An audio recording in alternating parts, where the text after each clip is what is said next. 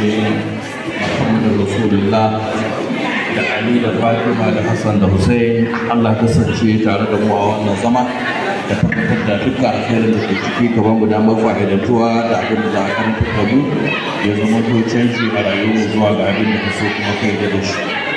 يا أحد يا فرد يا صمد يا من لم يلد ولا يولد ولم يكن له كفوا أحد صلى على محمد وعلى محمد وتوفنا مسلمين والحكمة.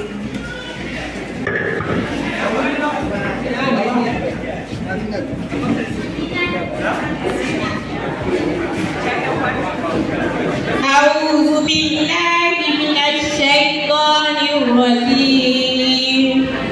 بسم الله الرحمن الرحيم.